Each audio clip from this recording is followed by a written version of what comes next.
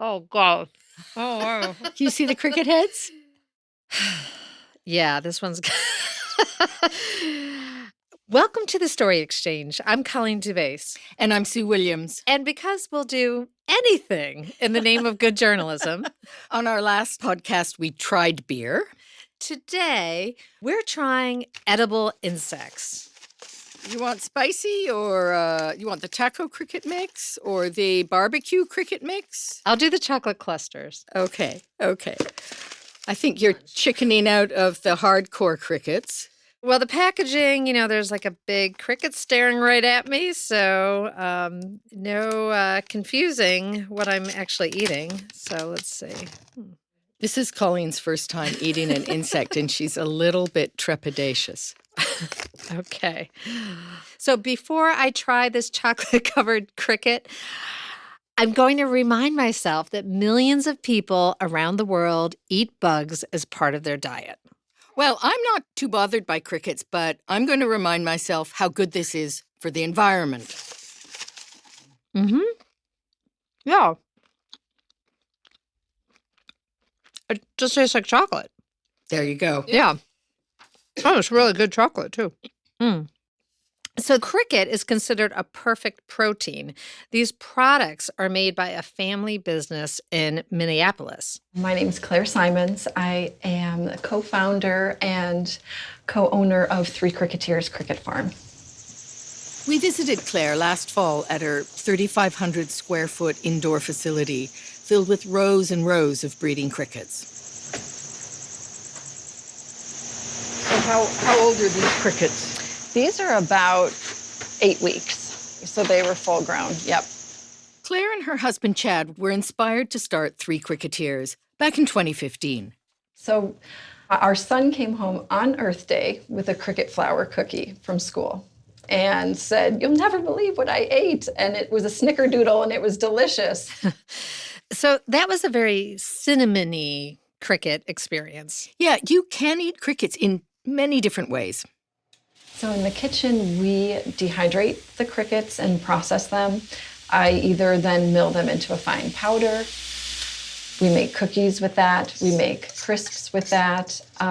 Or we season them and roast them whole and make them into snack mixes, or cover them in chocolate and make different novelty candies. So back to that fateful day that their son brought the cricket treat home from school.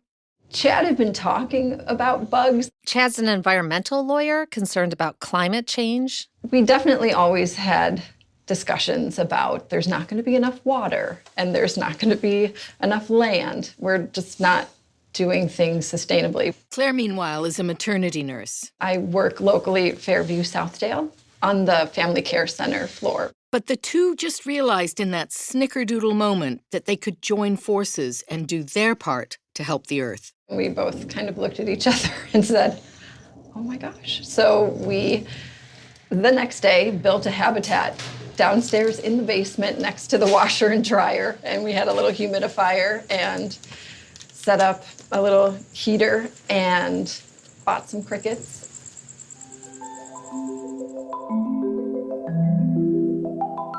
Within just a year or two, we rented a space and built thermal tents and kind of kept building the population. As they learned to breed crickets, they would sell live ones to pet shops to generate revenue. By 2021, they were making $200,000 in annual sales and focusing more on the edible side of the business. So we decided, after we moved in here and had our setup going, that we would build a commercial kitchen.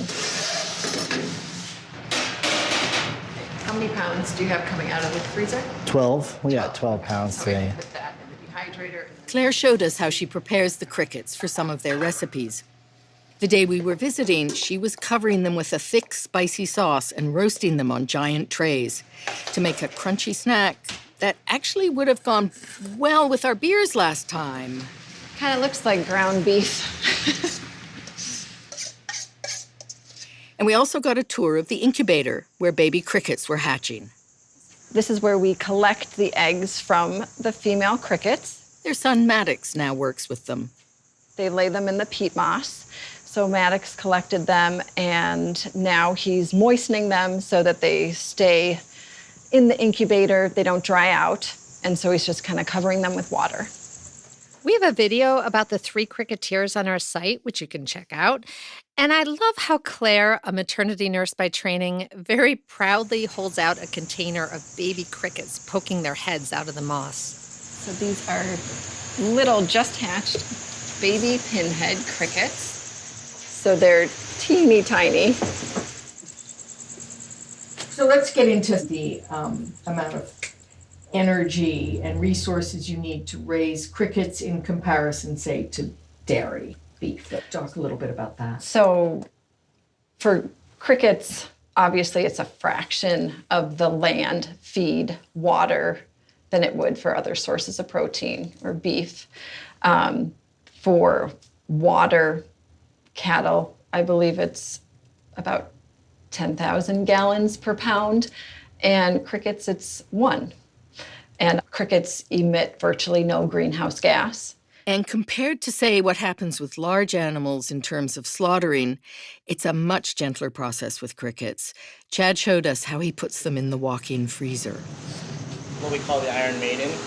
They fall asleep in about a half an hour. They go into hibernation. And we leave them in overnight before we harvest them. They're frozen solid, then we rinse them off, and Claire takes And them. I take them into the kitchen.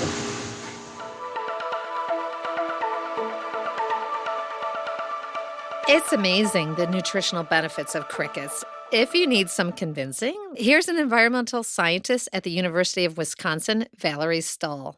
Edible insects are an excellent source of protein. Most contain all essential amino acids for human nutrition. They're also very rich in minerals like calcium, iron, and zinc. Some edible insects have a lot of B vitamins, including B12, riboflavin, and folic acid. Insects are also high in healthy polyunsaturated fatty acids, the good ones, as well as having fiber, which most other animal products don't have in them. But persuading people to eat crickets on a regular basis has certainly been one of 3 Cricketeers' biggest challenges. Here's Claire again. I think the ick factor is definitely there. We, in our culture, look at a bug as a pest. And it's a preconceived notion. You just think it's dirty. You think it's something that we shouldn't be eating. Claire and Chad have tried a few different strategies. At first, we really thought, maybe people will want to buy them frozen raw next to the shrimp. And that didn't happen. Next, they tried cricket flour, which certainly seems more palatable. You're not looking at cricket legs or eyes. And it can be sold to chefs or restaurants or food producers. But even that's a challenge. People don't know what to do with this. The education piece really has to come first. All right, so we're gonna make some cricket tortillas. We're gonna incorporate a little bit of cricket powder. That is Gustavo Romero, a local chef who Claire and Chad have brought on as sort of an education consultant to show how whole crickets or cricket flour can be used in recipes. They'll do cooking demonstrations at places like the Minnesota State A Fair. little bit of water. That's what we do. Gustavo's originally from Mexico, where crickets have been eaten for generations, like many, many other places in the world. You really, when you understand Delicious. the flavors, you really appreciate that, I think. And for me, it might be even a little nostalgic when I'm able to taste something that I grew up eating. So Gustavo made us tortillas using a generous bit of cricket flour, and he topped them with soft winter squash and avocado, and an amazing sauce with chilies, peanuts, and garlic, and whole roasted crickets, of course. It was totally delicious. We're gonna put a little bit of arugula. Yum. Cheers. Really good. It's really good. Delicious.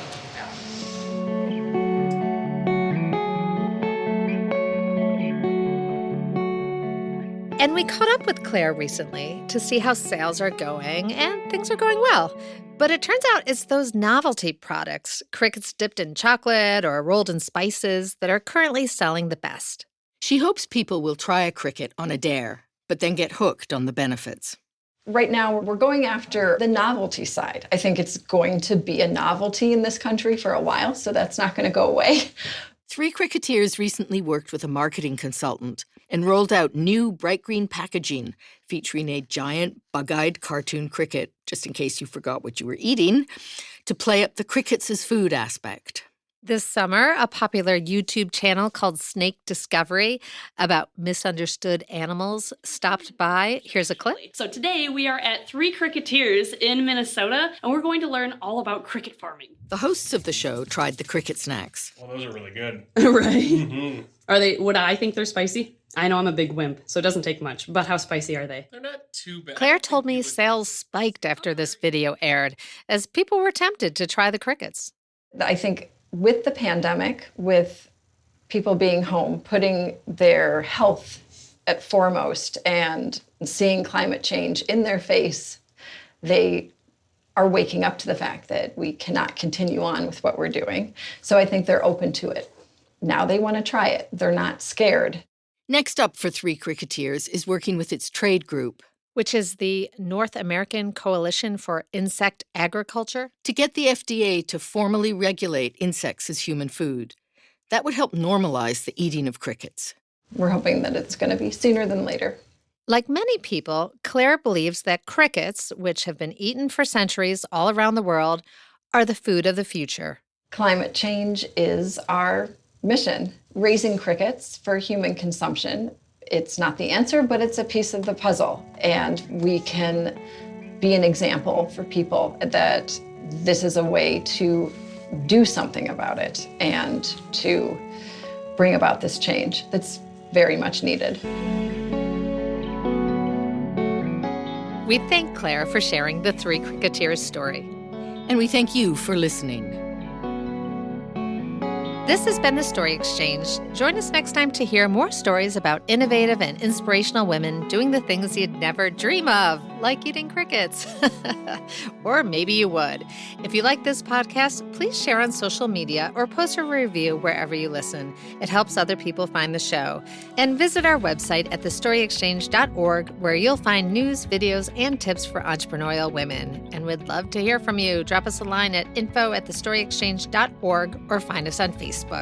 I'm Colleen DeBaise, sound editing provided by Nusha Balyan, interview recorded by Sam Shin. Production coordinator is Noelle Flago with additional help from Kate Brennan.